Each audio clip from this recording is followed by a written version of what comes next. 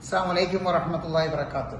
അൽഹംദുലില്ലാഹ്, കേരള സംസ്ഥാന ഹജ്ജ് കമ്മിറ്റി മുഖാന്തരം പരിശുദ്ധ ഹജ്ജ് കർമ്മത്തിന് അപേക്ഷ കൊടുക്കാൻ ആഗ്രഹിക്കുന്നവരും സൗജന്യ സേവനം ചെയ്യുന്ന അക്ഷയ സേവന കേന്ദ്രങ്ങൾ ഉൾപ്പെടെയുള്ള മുഴുവൻ പേർക്കും ഉപകാരപ്രദമാകുന്ന രീതിയിൽ കേരള സംസ്ഥാന ഹജ്ജ് കമ്മിറ്റി വിവിധ എപ്പിസോഡുകളിലായി അപേക്ഷാ സമർപ്പണത്തിന്റെ വിശദീകരണങ്ങൾ വിശദീകരിക്കുന്നതിന്റെ 3-ാം എപ്പിസോഡിൽ ഇന്ന് നമ്മോടൊപ്പം സംവദിക്കുന്നത് പ്രിയ സുഹൃത്തും കേരള സംസ്ഥാന ഹജ്ജ് കമ്മിറ്റിയിൽ ഏറ്റവും സീനിയർ ഓഫീസറുമായ പ്രിയ ഹസൈൻ സാഹിബാണ്.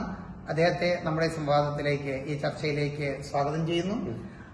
നമുക്കിന്ന് അദ്ദേഹം നമ്മളോട് സംവദിക്കുന്നത് ഇത് ഓൺലൈൻ അപേക്ഷ കൊടുക്കുമ്പോൾ ആദ്യമേ തന്നെ പ്രിലിമിനറി ആയി ഓൺലൈനിൽ ചെയ്യേണ്ട കാര്യങ്ങളെക്കുറിച്ച് അദ്ദേഹം നമ്മളോട് വിശദീകരിക്കും. അസ്സലാമു അലൈക്കും വറഹ്മത്തുള്ളാഹി വബറകാതുഹു. 2026 ഹജ്ജ് അപേക്ഷാ സമർപ്പണം ആരംഭിച്ചിരിക്കുകയാണ്. കേന്ദ്ര ഹജ്ജ് കമ്മിറ്റിയുടെ hajj.gov.in, കേരള സംസ്ഥാന ഹജ്ജ് കമ്മിറ്റിയുടെ കേരള ഹജ്ജ് കമ്മിറ്റി .org എന്നീ വെബ്സൈറ്റുകളിൽ ഇതിന്റെ ലിങ്ക് ലഭ്യമാണ്. നമ്മൾ മുൻ വർഷങ്ങളിലെ പോലെ കഴിഞ്ഞ 2025 വർഷത്തെ അതേ രീതിയിലുള്ള അപേക്ഷാ സമർപ്പണമാണ് ഈ വർഷമുള്ളത്.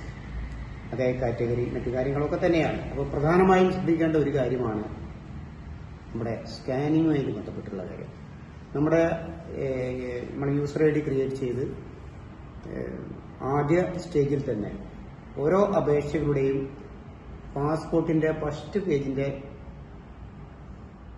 സ്കാൻ ചെയ്ത കോപ്പി കൃത്യമായി അപ്ലോഡ് ചെയ്ത് ആ ഡാറ്റ റിട്രീവ് ചെയ്താണ് നമ്മളെ സിസ്റ്റത്തിലേക്ക് അപ്ലോഡ് ചെയ്യുന്നത്.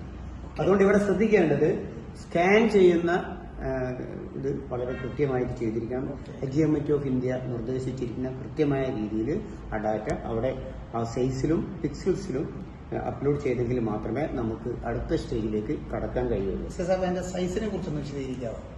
അതിന്റെ സൈസിനെ കുറിച്ച് പറയുകയാണെങ്കിൽ നമുക്കറിയാം,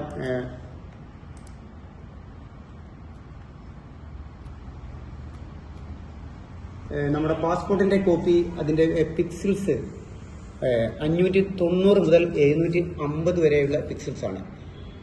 500 KB ആണ് അതിന്റെ സൈസ്. ഫോർമാറ്റ് JPEG ആണ്. അതോടൊപ്പം മറ്റു ഡോക്യുമെന്റുകൾ, ഫോട്ടോ ആണെങ്കിൽ 480 to 640 പിക്സൽസും 50 KB സൈസുമാണ്.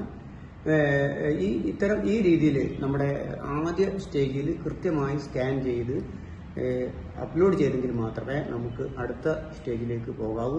അതുകൊണ്ട് ശ്രദ്ധിക്കേണ്ടത് കഴിയുന്നതും നമ്മുടെ നേരത്തെ ഒറിജിനൽ പാസ്പോർട്ടിൽ തന്നെ കൃത്യമായി സ്കാൻ ചെയ്ത് എടുക്കുകയാണ് നല്ലത്. അല്ലെങ്കിൽ വളരെ ക്ലിയർ ആവുന്ന രീതിയിൽ കിട്ടുന്ന സ്കാൻ ചെയ്ത കോപ്പികൾ മാത്രമേ ഉപയോഗിക്കാവൂ. എങ്കിലേ നമുക്ക് പെർഫെക്റ്റായി ചെയ്യാൻ കഴിയുള്ളൂ. ഓക്കെ സാഹിബ്, അതിൽ പാസ്പോർട്ടൊക്കെ ആണെങ്കിൽ മുൻകാലിൽ നിന്ന് വ്യത്യസ്തമായി സർനെയിമിനെ കുറിച്ച് പറഞ്ഞിട്ടുണ്ട്. അതെന്താണെന്ന് കൂടി ഒന്ന് വിശദീകരിക്കാം. നമുക്ക് ആക്ച്വലി സർനെയിം മാൻഡേറ്ററി അല്ല. എന്നാൽ ആദ്യ സ്റ്റേജിൽ നമ്മൾ രജിസ്റ്റർ ചെയ്യുന്ന സമയത്ത് നമ്മുടെ ഒരു സർനെയിം ചോദിക്കേണ്ടത്, അത് അവിടെ സർനെയിം ഇല്ലാത്തൊരു പാസ്പോർട്ട് നമുക്ക് റിജക്റ്റഡ് അല്ല. നമ്മൾ നിർദ്ദേശിച്ചിരിക്കുന്നത് പുതിയ പാസ്പോർട്ട് എടുക്കുന്നവർ മാത്രം ആ പാസ്പോർട്ടിൽ സർനെയിം ഉൾപ്പെടുത്താൻ ശ്രമിക്കുകയും നിലവിൽ വാലിഡിറ്റി ഉള്ള ആളുകൾ അതിനാവശ്യമില്ല.